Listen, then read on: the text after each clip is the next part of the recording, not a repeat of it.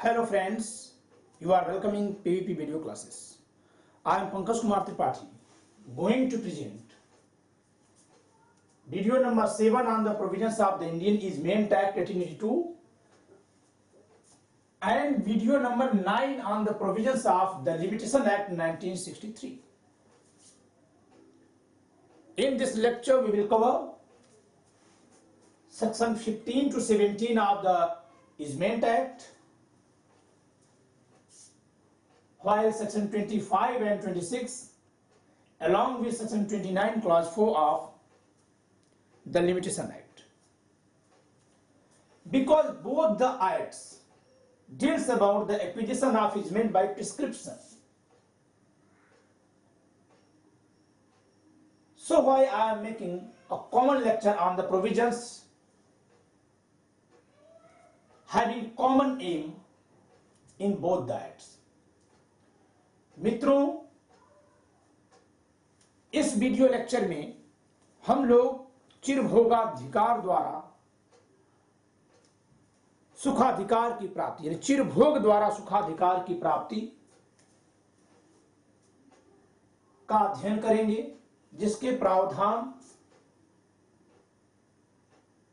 धारा 15 से 17 भारतीय सुखाधिकार अधिनियम में और साथ ही धारा 25 और 26 भारतीय परिसीमा अधिनियम 1963 में प्रावधानित है। ये दोनों ही धाराएं, दोनों अधिनियमों की जो धारा समूह है वे एक दूसरे के विकल्प हैं।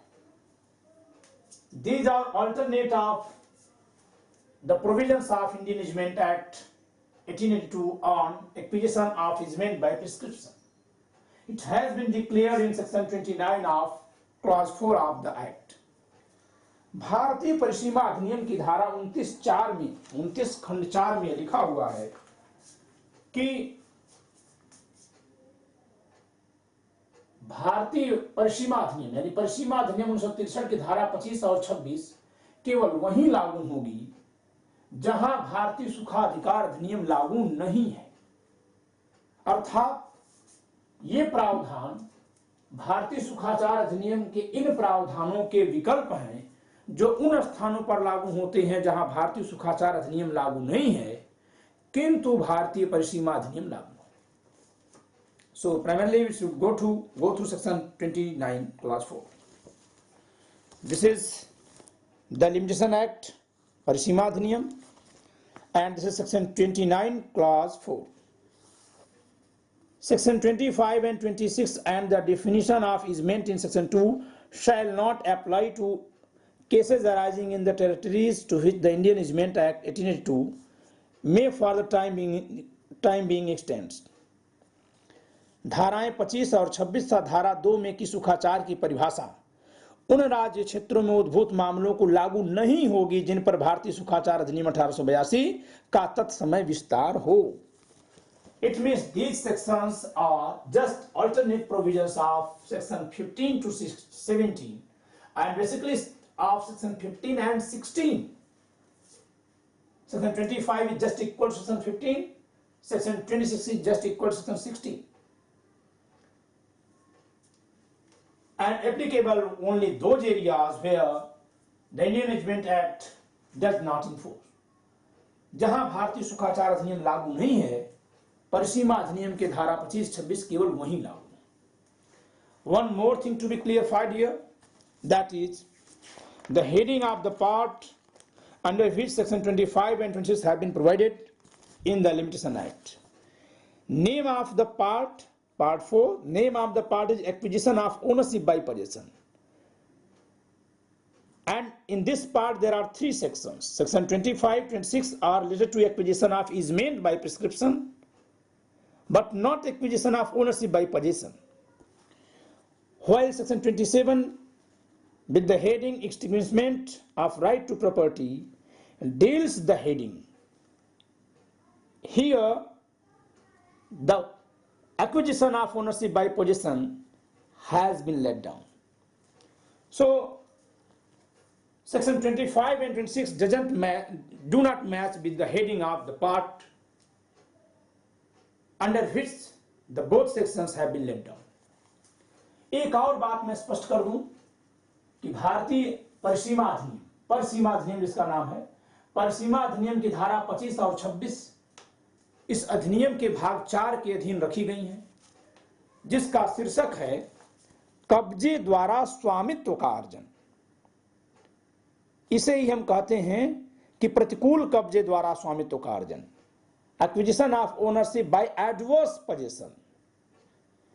लेकिन इसमें 3 धाराओं में से 2 धाराएं 25 और 26 सुखाचारों के अर्जन से संबंधित, सुखाचारों का चिरभोग द्वारा अर्जन, 25 और 26 इसी से संबंधित है।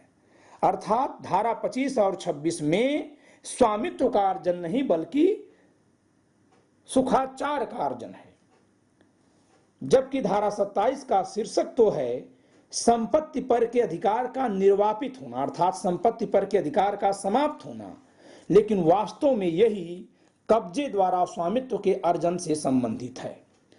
इसी धारा 27 में ही प्रतिकूल कब्जे द्वारा स्वामित्व के अर्जन संबंधी नियम का प्रावधान किया गया है। अर्थात भारतीय परिसीमा अधिनियम के अगले वीडियो लेक्चर में मैं धारा 27 यानी प्रतिकूल कब्जे द्वारा स्वामित्व के अर्जन पर चर्चा करूंगा। It means in the next lecture, video number 10 on the provisions of the Limitation Act 1963, I will discuss section 27 and clarify acquisition of ownership by adverse possession. Okay, the third section of this part 4. Now let me describe acquisition of easement by prescription. अब हम लोग इस पर चर्चा करें।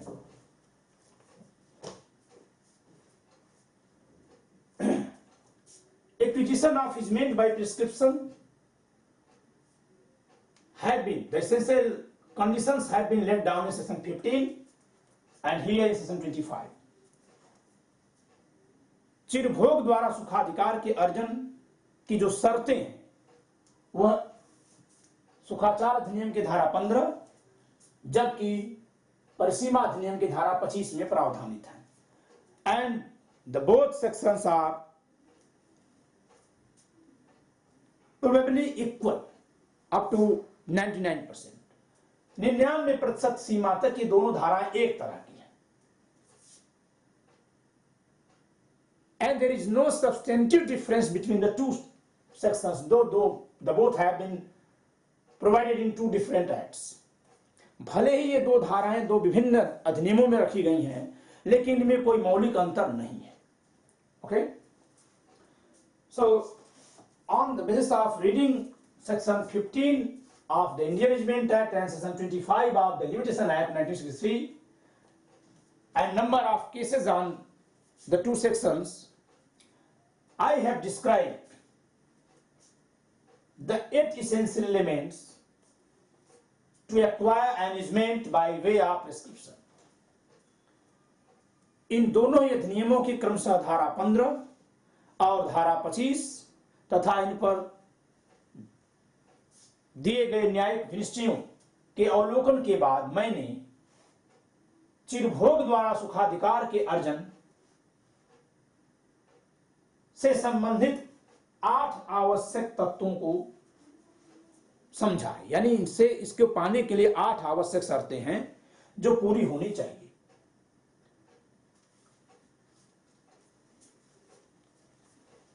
And the same view have been given by the Supreme Court in the case of Justinian Antau and others versus Srimati Bernadette B. Pereira. Justinian spelling में बोल दे रहा हूं, JUSTINIANO Antau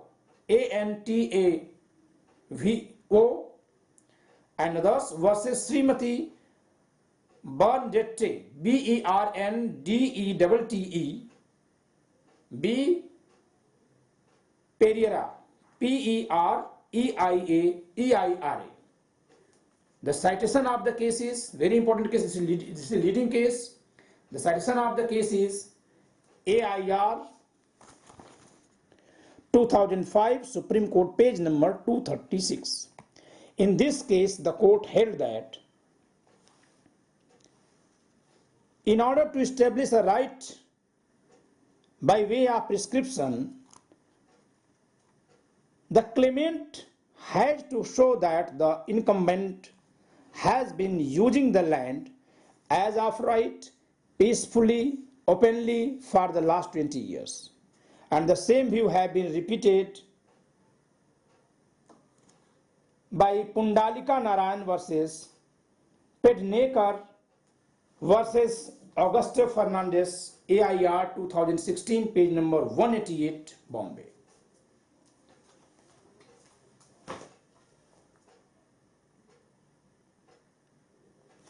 और यही विचार पुंडालिका नारायण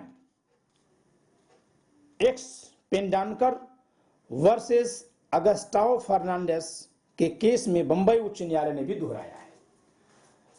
न्यायालयों के मतों के आधार पर यह कहा जा सकता है कि चिरभोग के माध्यम से सुखाधिकार की प्राप्ति के लिए दावा करने वाले व्यक्ति द्वारा यह साबित किया जाना आवश्यक है कि the claimed right must have been enjoyed for 20 years, कि उसने दावाकृत अधिकार का प्रयोग 20 वर्षों तक किया है। peaceably यानी उसने ऐसा शांतिपूर्वक किया है। openly यानी खुले तौर पर ऐसा उसने प्रयोग किया है। as of right अधिकार के रूप में ऐसा प्रयोग किया है। as an easement सुखाचार के रूप में किया है। without consent or grant of the servant owner, उसने ऐसा प्रयोग अनुसेवित संपत्ति के स्वामी के सहमति के साथ नहीं बल्कि बिना सहमति के ही किया है, क्योंकि अगर सहमत से किया है then it would be considered as imposed easement. If he has enjoyed the right with consent of the servant owner, then it would be considered as an imposed easement. And no imposed easement can be claimed as an easement acquired by prescription. यदि अनुसेवी संपत्ति के स्वामी की सहमति से, उसके कहने से सुखाचार का प्रयोग किया गया है, तो चाहे जितने लंबे समय तक किया जाए उसे हम चिरभोग द्वारा अर्जित सुखाचार नहीं करेंगे। Without interruption, it means neither the servant owner has given consent or grant to it, enjoy the right, nor he has interrupted in enjoyment by the claimant. अर्थात अनुसेवी संपत्ति का स्वामी न तो दावा करने वाले व्यक्ति को सहमति दिया था कि वह सुखाचार का प्रयोग करे और न ही उसने विरोध किया था। And 20 years expires within 2 years of suit. और 20 वर्ष की समाप्ति के 2 वर्ष के भीतर ही इस सुखाचार को पक्का करने के लिए वाद दाखिल कर दिया गया हो, या कम से कम किसी वाद में इसका उल्लेख अवश्य हो गया हो दावा करने वाले व्यक्ति द्वारा। Okay, it means the question of the easement must have been raised by the claimant either as plaintiff or as a defendant in any suit before court within 2 years of the expiration of 20 years. 20 वर्ष की समाप्ति से अगले 2 वर्ष के भीतर ही इसे न्यायालय के सामने ला दिया। Here I have written the kinds of easements, and as per section 15, I have specified the requirement of the elements for acquisition of any of the easement by way of prescription.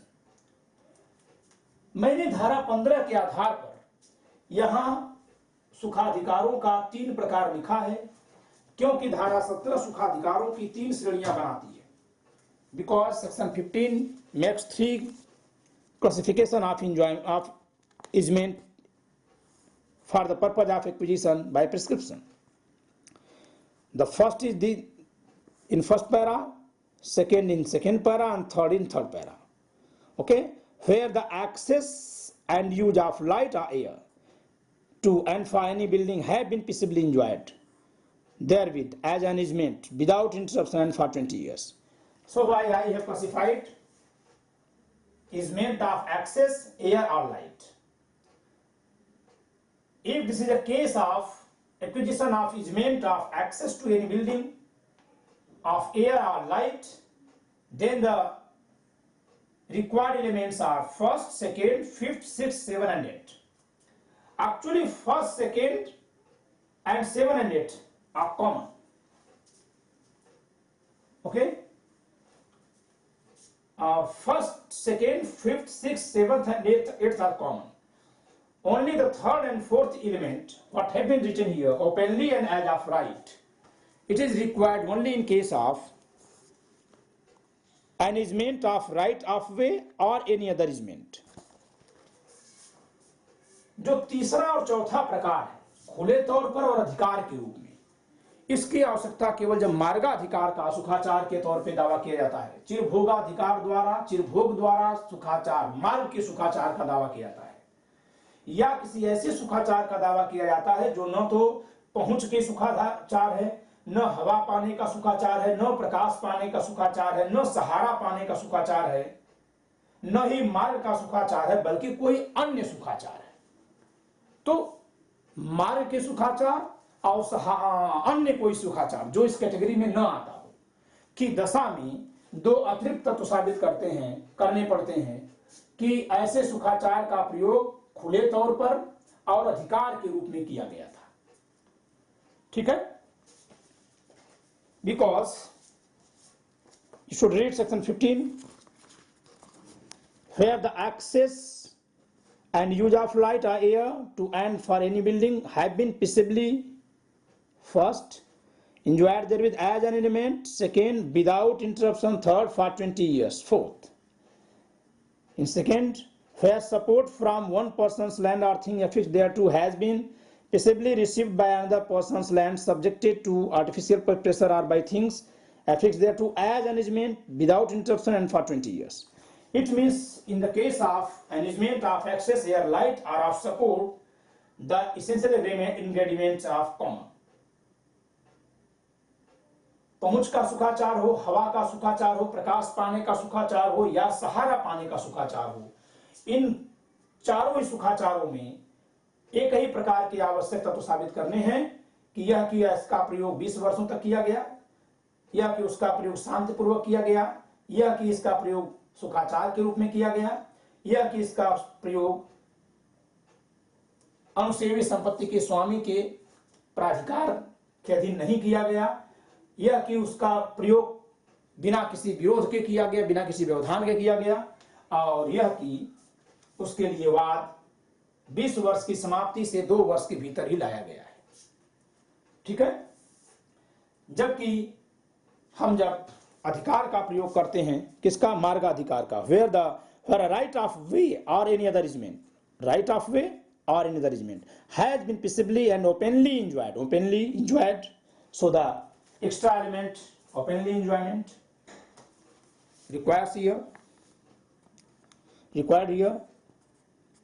enjoyed by any person claiming title thereto as an easement and as of right. As of right is also an additional element in comparison to the first 1, 2, 3 and 4 easements.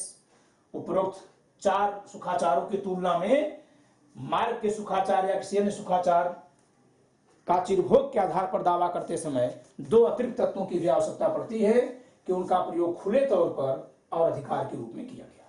Now let me describe the essential elements. Okay, but here finally I would like to discuss 20 years. If the property is a property of government, then it would be 20, not 20 years but 30 years. अगर यह सरकार की संपत्ति के विरुद्ध सुखाचार का दावा है तो यहाँ 20 वर्ष की जगह पर 30 वर्ष समझा जाएगा। It has been provided in the last para of section. Okay, and on the basis of differences in case of a property belongs to a common person and belongs to government. Section 15 has been challenged on the basis of being contrary to Article 14. But in the case of Chadami Lal versus General Manager Western Railway, AIR 1962 Allahabad, the court held that the section is not contrary to the object of Article 14, but there is reasonable classification in favor of government. Okay? क्योंकि सामान्य मनुष्य की संपत्ति की दशा में 20 वर्ष, जबकि सरकार की संपत्ति की दशा में 30 वर्ष शब्द का प्रयोग है, इसे भेदभावकारी मानते हुए चादामी लाल बनाम जनरल मैनेजर वेस्टर्न रेलवे के मामले में चुनौती दी गई थी कि यह भारतीय संविधान के समता के अधिकार के विरुद्ध है, अनुच्छेद 14 के उल्लंघन में है, अतः इसे असंवैधानिक घोषित कर दिया जाए। इस मामले में जिसका साइटेशन है AIR 1962 इलाहाबाद उच्च न्यायालय ने कहा कि नहीं, सरकार के पक्ष में जो 10 वर्ष की अतिरिक्त छूट है वह इसलिए है क्योंकि सरकार अपने आप में कोई अकेला व्यक्ति नहीं होता, अतः उसके लिए समाज के प्रतिनिधि के रूप में अपनी संपत्ति की रक्षा के लिए कुछ अतिरिक्त समय दिया जाना आवश्यक है। Because government is not a particular person and the government acts as a representative of society, so he must be given, so extra time must be given to the government to secure the welfare of society, and it is based on the reasonable classification. न्यायालय ने कहा कि सरकार को अतिरिक्त 10 वर्ष का दिया जाना उचित है, यह युक्त वर्गीकरण पर आधारित है और यह धारा संवैधानिक नहीं है। In the case of Justiniano Antao and others versus Srimati Bernadette V. Pereira, the Supreme Court ruled that there should be categorical pleadings that since what date one is using the access for the last 20 years. इस दशा में सर्वोच्च न्यायालय ने बहुत सख्त नियम बताया 2005 के मामले में कि जब कभी धारा 15 भारतीय सुखाचार अधिनियम अथवा धारा 25 परिसीमा अधिनियम के अधीन कोई व्यक्ति चिरभोग के आधार पर सुखाचार का दावा करता है तो उसे वह तिथि भी बतानी पड़ेगी जिस तिथि से उसने उस अधिकार का प्रयोग करना शुरू किया था, अर्थात वो 20 वर्ष की अवधि कब से शुरू हुई थी उसे बताना पड़ेगा। And if he fails to satisfy the court about the beginning of the 20 years, then he will lose his claim. यदि वह ऐसा बताने में न्यायालय को संतुष्ट करने में अक्षम होता है कि 20 वर्ष की वह गणना किस तारीख से शुरू हुई, तो वह अपना दावा खो देगा।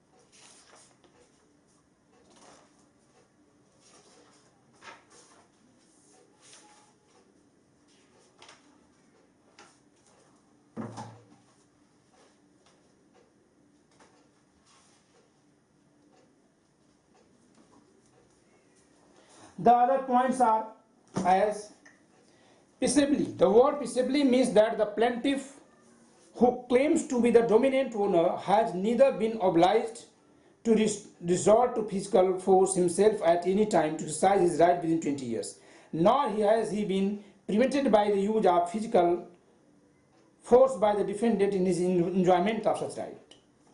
Okay, it has been held in the case of Muthu Gondan versus Anantha.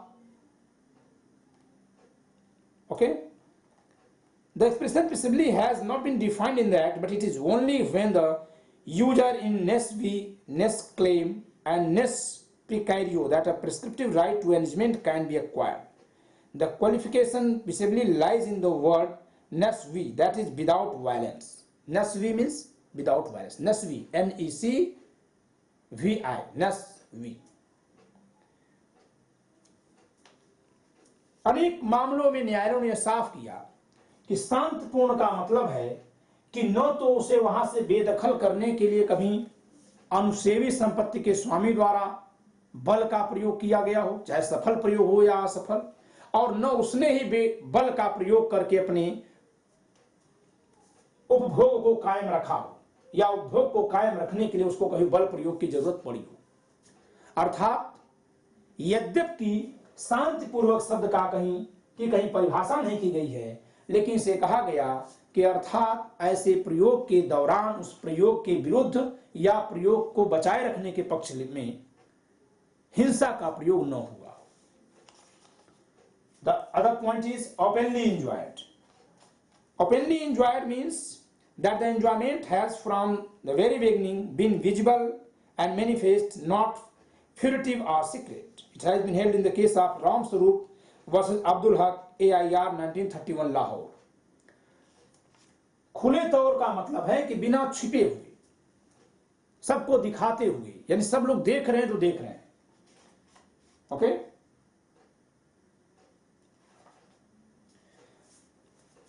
The other point is as of right. The term as of right signifies enjoyment by a person in the assertion of a right. The word as of right connotes that the person claiming the right must have exercised it as if he had been the true owner without permission or license from anyone. So why I have mentioned without consent or grant.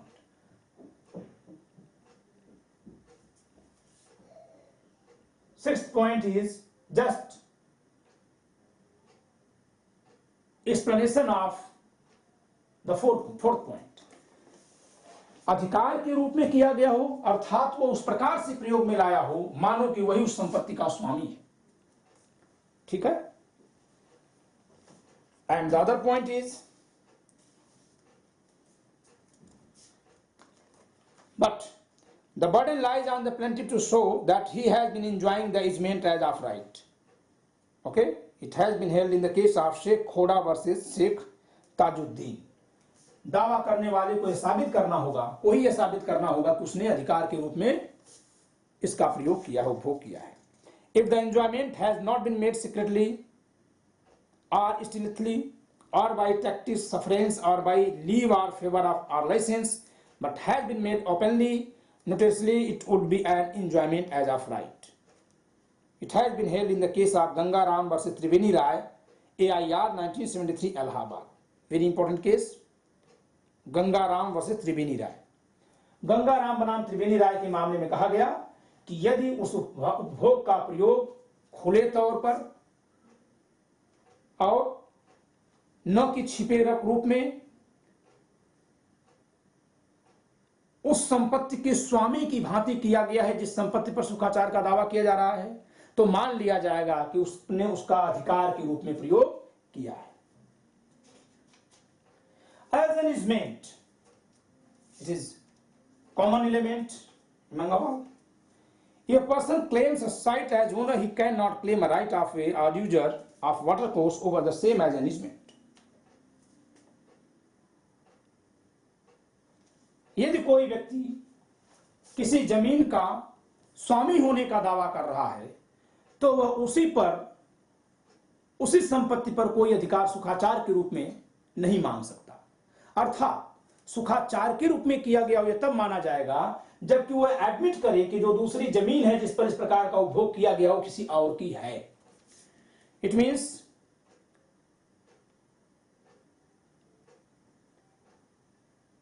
the words as an easement show that the acts relied upon as an evidence of the existence of a right must be done by one person upon the land of another, as per the definition of easement given in section 4 of the Indian Easement Act.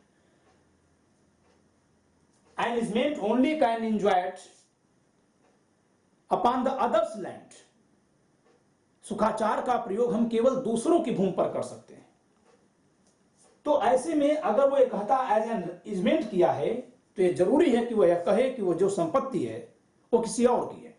यदि वह यह दावा कर देता है कि वो संपत्ति उसी की है तो फिर वह चिरभोग के आधार पर सुखाचार का दावा नहीं कर सकता। Okay, It has been held in the case of Murugappa versus Chettiar firm, AIR 1939, Rangoon, page number 34. Without interruption.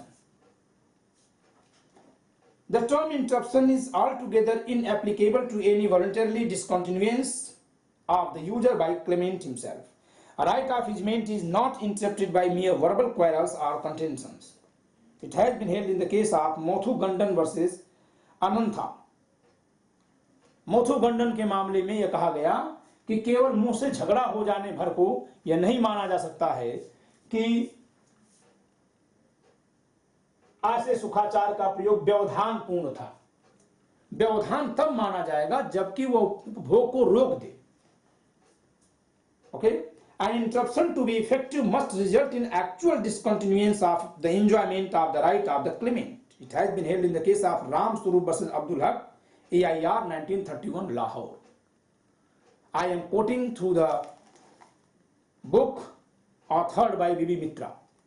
मैं B.B. मित्रा द्वारा रचित इस पुस्तक से इसका उल्लेख कर रहा हूं।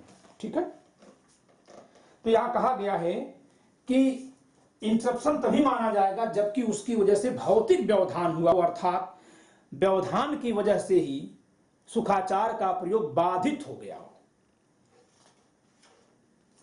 Okay, and the last point, 20 years expires within 2 years of the suit.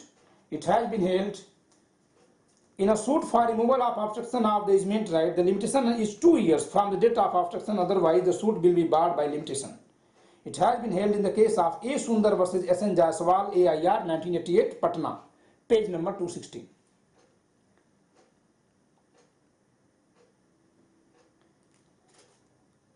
In the case of Guhiram versus Uday, AIR 1963, Patna, page number 455, it has been held that the period of 20 years or more of enjoyment must end within 2 years before the institution of the suit, otherwise the claimant cannot succeed. बहुत महत्वपूर्ण बात है। ये कहां लिखी गई है, जरा इसको हम बैक में देखते हैं। It has been provided in the 5th para of the section.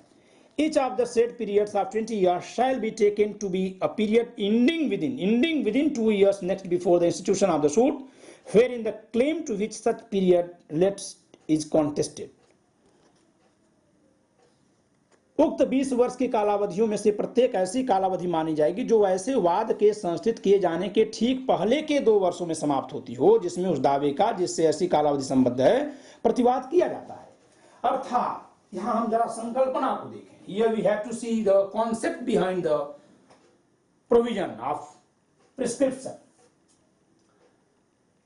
The concept behind prescription is that if a person has not cared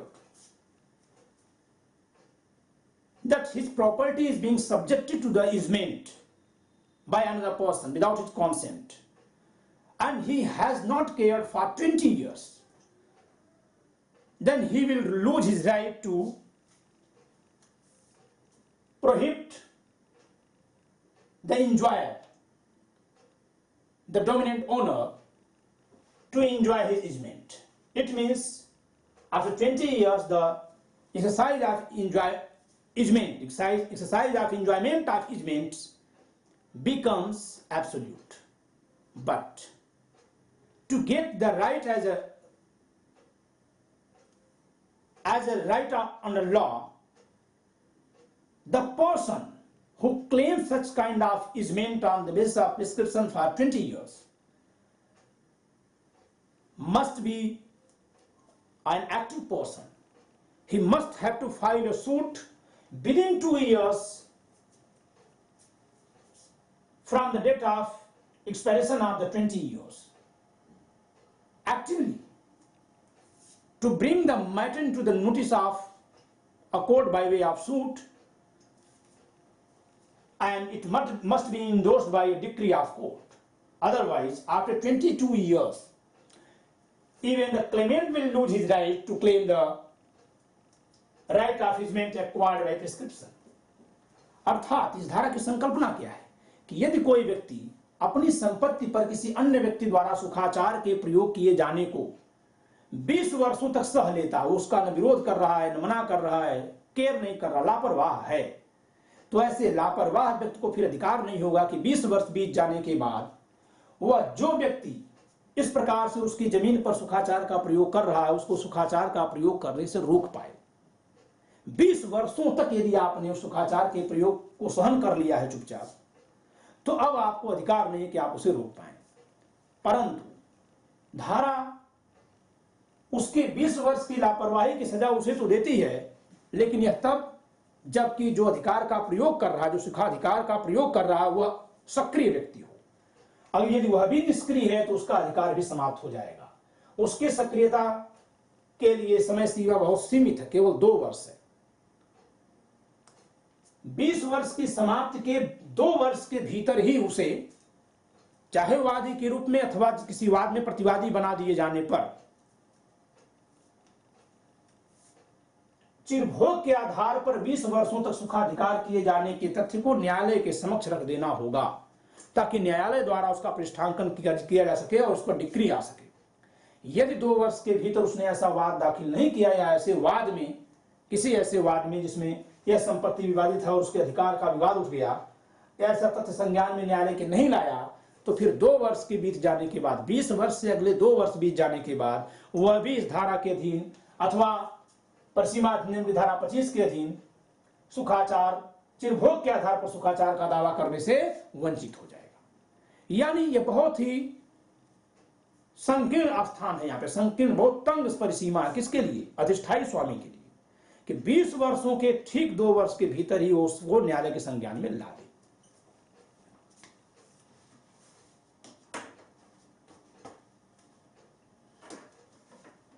If he doesn't do so, then he will lose his right. It has been held in the case of Sughar Singh versus Putta and Singh and others, AIR 1956 Allahabad. यदि वो ऐसा नहीं किया तो उसका अधिकार भी समाप्त हो जाएगा।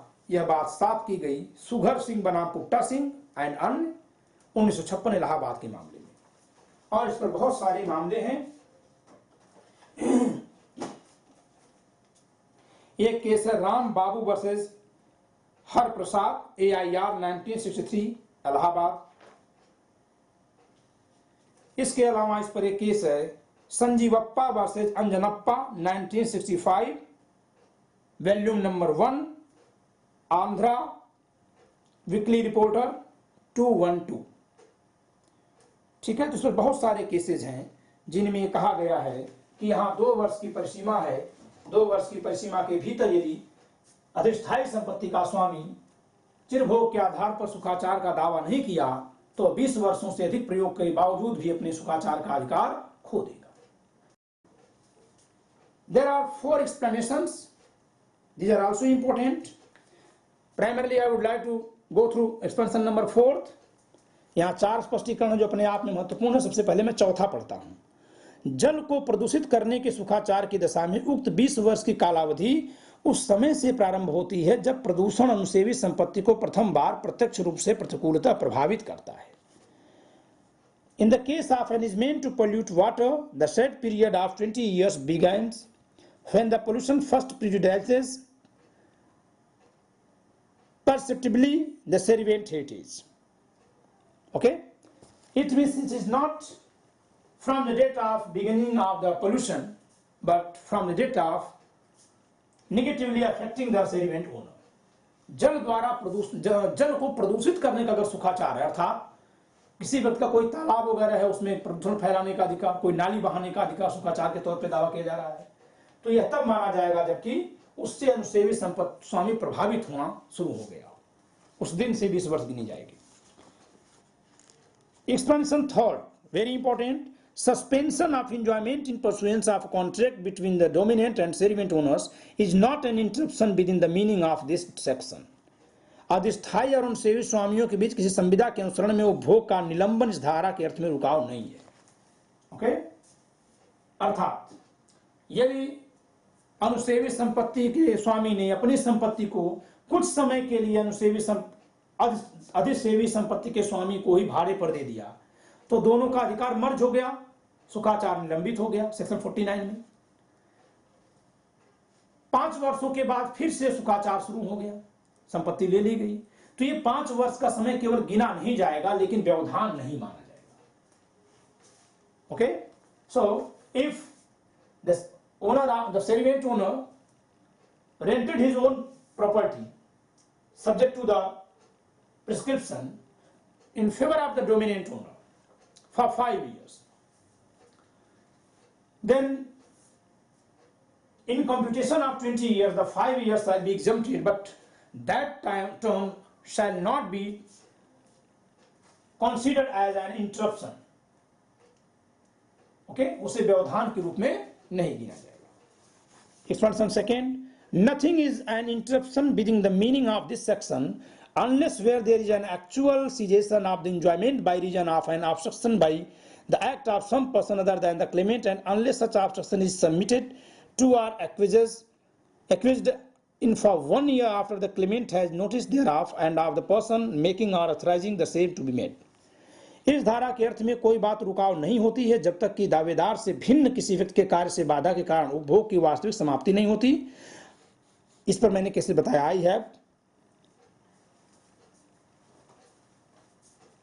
spoken the cases, I have quoted the cases on that point. Okay, और जब तक कि उस बाधा की और उसे करने या उसे किया जाना प्राधिकृत करने वाले व्यक्ति के दावेदार को जानकारी हो जाने के पश्चात 1 वर्ष तक उस बाधा को सहन नहीं कर लिया जाता या उसके लिए उपमति नहीं दे दी जाती। यानी व्यवधान केवल इतने को नहीं माना जाएगा कि 1-2 दिन के लिए हटा दिया, बल्कि 1 वर्ष तक वो हटा रहना चाहिए। अगर 1 वर्ष से कम में फिर आ गया तो उसे व्यवधान नहीं माना जाएगा। If it has not been obstructed for 1 year, then it would not be considered as an obstruction. Explanation first, nothing is an enjoyment within the meaning of this section when it has been had in pursuance of an agreement with the owner or occupier of the property. I have mentioned this in point 6, without consent or grant. Okay? इस धारा के अर्थ में कोई बात उपभोग होती ही नहीं है जबकि वह संपत्ति के जिसके ऊपर अधिकार का दावा किया गया है स्वामी या अधिभोगी के साथ किसी करार के अनुसरण में की जाती है। ठीक है, तो अगर करार के अनुसरण में की गई है तो उसे हम नहीं मानेंगे। करार के अनुसरण में किए जाने के बावजूद भी तभी मानेंगे जबकि करार के द्वारा जो समय सीमा दी गई थी समाप्त हो जाए और उसके बाद भी उसे चालू रखा जाए। Even if the enjoyment of easement has been given through consent or grant for a specific time, then after expiration of the time, if it is enjoyed, then from that day the prescription shall be computed. उसके बाद से चिरभोगाधिकार को गिना जाएगा। Now we will discuss on section 16 of the Indian Easement Act and section 26 of the Limitation Act. अब हम लोग भारतीय सुखाचार अधिनियम की धारा 16 और परिसीमा अधिनियम की धारा 26 पर चर्चा करेंगे, जो अनुसेवी संपत्ति के स्वामी के पक्ष में समय के गिने जाने को कुछ समय तक अपवर्जित करती है। ऐसा कब होता है? जबकि अनुसेवी संपत्ति का स्वामी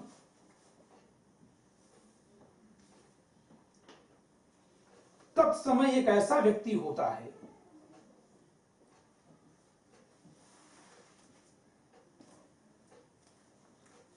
जो उत्तर भोगी होता है, जो रिविजनर होता है। What do you mean by revisioner? This is A's property. A is dominant owner. This is B's property. B is servant owner. The property named X is of A, named Y is of B. A claims an easementary right over Y property, B's property. And he claims that he has enjoyed the property for 20 years. But the property was vested in favor of B for his lifetime only, or for a certain period of time exceeding 3 years. And then after it has been vested in C. So if the property was under the ownership of a limited owner for more than 3 years, then the time of enjoyment shall not be computed in the computation of 20 years against claiming, and is meant by prescription against the divisioner. The term shall be exempted. Suppose the property named Y has been vested in B for lifetime, and then after it has to be passed to C. B enjoyed the property for 10 years and then died. Then property goes to C. The property vested in B in the year of 1980. B dies in 1990. A claims that he has enjoyed the property, the arrangement over the property Y for 21 years.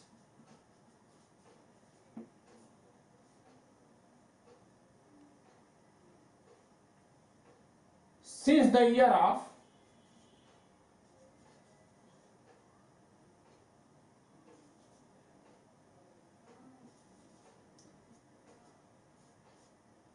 1982.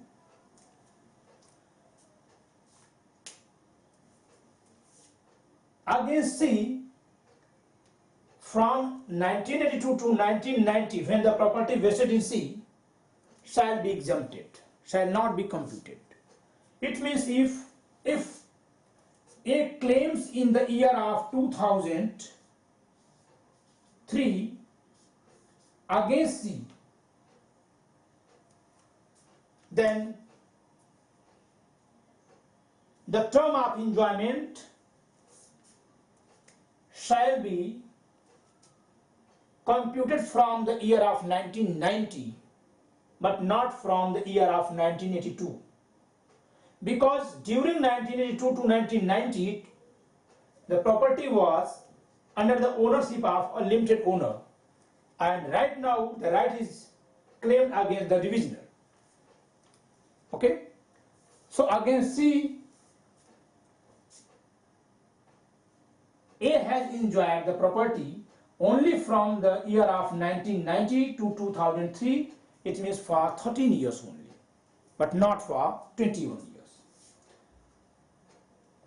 धारा 16 सुखाचार अधिनियम और धारा 26 परिसीमा अधिनियम, में दोनों ही जहां की अनुसेवी संपत्ति का स्वामी कोई उत्तर भोगी अर्थात ऐसा व्यक्ति है जिसके प्राप्त पास संपत्ति आने से पहले ही किसी व्यक्ति के सीमित स्वामित्व में रखी गई थी। कितने समय के लिए? उसके आजीवन हित के लिए रखी गई थी। तो कब्जा शुरू होने के 3 वर्ष के बाद वो मरा हो। कब्जा का मतलब उपभोग, अथवा 3 वर्ष से अधिक अवधि के लिए उसके पास रखी गई थी। अर्थात इस दृष्टांत में X नामक संपत्ति A की है जो यहां दावा कर रहा है, Y नामक संपत्ति B को उसके जीवन काल के लिए सन 1980 में दी गई थी और कहा गया था कि B के मरने पर C को जाएगी। 2003 में A दावा करता है, धारा 15 अथवा धारा 25 विभिन्न अधिनियमों के थी, कि उसे सुखाचार दे दिया जाए। वह कहता है कि उसने 21 वर्ष का प्रयोग कर लिया है। ऐसे में धारा 16 भारतीय सुखाचार अधिनियम और धारा 26 परिसीमा अधिनियम के अनुसार सी यह कह सकेगा कि ए का कब्जा ऐसे सीमित स्वामित्व रखने वाले व्यक्ति के स्वामित्व के दौरान ही शुरू हुआ था जिसके बाद संपत्ति उसे प्राप्त होनी थी, और वह ऐसा 20 वर्ष में से 8 वर्ष की अवधि तक वह व्यक्ति स्वामी था। सन 1990 में कब्जा उसके पास आया, स्वामित्व उसके पास आया है। ऐसे में क्योंकि यह अवधि 8 वर्ष है, 3 वर्ष से अधिक है, ऐसे में 20 वर्ष की गणना उसके विरुद्ध करते समय उस 8 वर्ष को एग्जम्प्ट कर दिया जाए, न गिना जाए। ठीक है? तो सी के संदर्भ में ए का यह जो सुखाचार का प्रयोग है वह महज 1990 से 2003 तक माना जाएगा, अर्थात केवल 13 वर्षों के लिए माना जाएगा। और ऐसे में ए सन 2003 में यदि दावा कर देगा तो वह मुकदमा हार जाएगा, उसे सी के संपत्ति के विरुद्ध सुखाचार की प्राप्ति नहीं होगी। ऐसा इसलिए है क्योंकि जब किसी व्यक्ति को सीमित स्वामित्व मिलता है तो वह लापरवाह हो जाता है। सीमित स्वामित्व वाले व्यक्ति का स्वामित्व उसके उत्तरभोगी के स्वामित्व से स्वतंत्र होता है, अर्थात उत्तरभोगी का जो स्वामित्व होता है वह सीमित स्वामित्व के स्वामित्व पर आधारित, स्वामी के स्वामित्व पर आधारित नहीं होता, बल्कि जो मूल अंतरण करता होता है उसके हक पर आधारित होता है। जैसे एक व्यक्ति ने अपनी संपत्ति बी को उसके जीवन काल के लिए, तदुपरांत सी को सदा के लिए दिया, तो यहां बी के मरने पर सी को संपत्ति प्राप्त हो रही है, लेकिन बी के वजह से, बी के माध्यम से नहीं प्राप्त हो रही है, बल्कि जो अंतरण करता है उसकी वजह से प्राप्त हो रही है। ऐसे में बी की लापरवाहियों का खामजा, बी की लापरवाहियों का भोग सी को नहीं करने दिया जाएगा, उसे बचाने की बात की गई है। यही कारण है कि यहां सी को उतने समय को अपवर्जित कराने का अधिकार है जितने समय तक ऐसा कोई सीमित स्वामित्व वाला व्यक्ति हकदार था इस प्रकार के सुखाचार का विरोध का जो विरोध नहीं किया। ठीक है। The basic concept behind the exclusion of the enjoyment for more than 3 years during the ownership of a limited owner in favor of a divisioner, that the person who enjoys a limited ownership may be careless, okay, because he has not to care about his successor, because the successor are not because of him but because of the original transfer, original creator of the interest. Okay, like if a person named F transfers a property in favor of B for his lifetime and then after transfer the same property in favor of C for always, then it couldn't be said that C has obtained the property after death of B through B. No, it's not through B but through F. So why C should be endured to suffer a carelessness of a person from whom the interest is not derived? So why the adverse enjoyment of easement, the time of adverse enjoyment of enjoyment shall be exempted, shall not be counted to save the interest of a divisioner if it has been enjoyed for more than 3 years. यदि 3 वर्ष या उससे अधिक समय तक के लिए सुखाचार का प्रयोग सीमित स्वामित्व के जीवन काल में हुआ तो उतने की गणना नहीं की जाएगी। ठीक है। So we have discussed it. Right now I am going to section 17 of the act, the Indian easement act, which is the exception of section 15, rights which can not be acquired by prescription. Easements acquired under section 15 are said to be acquired by prescription and are called prescriptive rights. None of the following rights can be so acquired.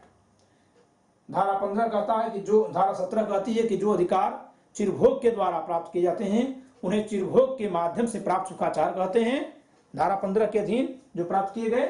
लेकिन निम्नलिखित का दावा धारा 15 के अधीन चिरभोग के आधार पर कभी भी नहीं किया सकता है। It means even all the elements are there, but these rights can't be acquired through prescription. ये सभी तत्व की उपस्थिति के उपस्थित होने पर भी इन अधिकारों का दावा चिरभोग के आधार पर नहीं किया जा सकता है। These are 4 rights. A right which would tend to the total destruction of the subject of the right or the property on which if the acquisition were made liability would be imposed. ऐसा अधिकार जो अधिकार की विषय वस्तु का या उस संपत्ति का पूर्णतः विनाशकारी होगा जिस पर यदि वह अर्जित किया गया तो भार द्रोपित होगा। He cannot claim that he has enjoyed property Y belongs to B or C as a whole or by that manner that nothing to be enjoyable by the servant owner upon that property. A चिरभोग के आधार पर Y नामक संपत्ति के इस प्रकार सुखाचार का दावा नहीं कर सकता कि सुखाचार ऐसा है कि यदि उसका प्रयोग किया गया तो संपत्ति का कोई भी उपभोग उसके स्वामी बी या सी के लिए कुछ शेष बचेगा ही नहीं, अर्थात उस पर हम पूरे ही प्रॉपर्टी से आते जाते हैं, इधर पानी बहाते हैं, इधर अपने सोते जागते हैं, इस प्रकार से सुखाचार का दावा नहीं किया सकता। The second is a right to the free passage of light or air to an open space of ground, जमीन के खुले स्थल के लिए प्रकाश या वायु के अबाध मार्ग का अधिकार। No person who is owner of a field, open field, can claim that he is entitled to get passing of air through all the sides, and by that way he can prevent the other person to make any wall on their own land. कोई भी व्यक्ति अपने खुले खेत पर हर तरफ से हवा और प्रकाश आने के अधिकार का दावा नहीं कर सकता, और इस प्रकार वह बगल वाले खेत या जमीन में लोगों के दीवार बनाए जाने पर नहीं रोक लगा सकता कि अब उधर से हवा नहीं आ सकती। Okay, the third is a right of surface water not flowing in a stream or not permanently collected in a pool, tank or otherwise, जमीन के खुले स्थल ऐसे तलवर्ती जल का अधिकार जो जलधारा में नहीं है और किसी पोखर में, टंकी में या अन्य रूप में से अस्थायी तौर पर संग्रहित नहीं है। It means the flowing water through the land since 20 years or since 100 years cannot be claimed as an easement। हमारे जमीन से बरसात का पानी होकर बहता था, हम इस बात के हकदार नहीं है कि वह पानी हमारे ही जमीन से होकर बहता रहे। And the last is a right to underground water not passing in a defined channel, ऐसे भूमिगत जल का अधिकार जो पर निश्चित सरणी से न जाता हो। Okay, so we have discussed section 15 to 17 as well as section 25 and 26 of the Limitation Act 1973. I hope that you have understand the concept, essential elements and exceptions of acquisition of easement by prescription and the connection between the two acts। on that very point मुझे पूरा विश्वास है कि आप चिरभोग के माध्यम से सुखाचार के अर्जन की संकल्पना, इसके आवश्यक तत्व और इस विषय पर भारतीय सुखाचार अधिनियम और परिसीमा अधिनियम से किए गए प्रावधानों के पारस्परिक संबंध को समझ गए होंगे। So enjoy the lecture, bye.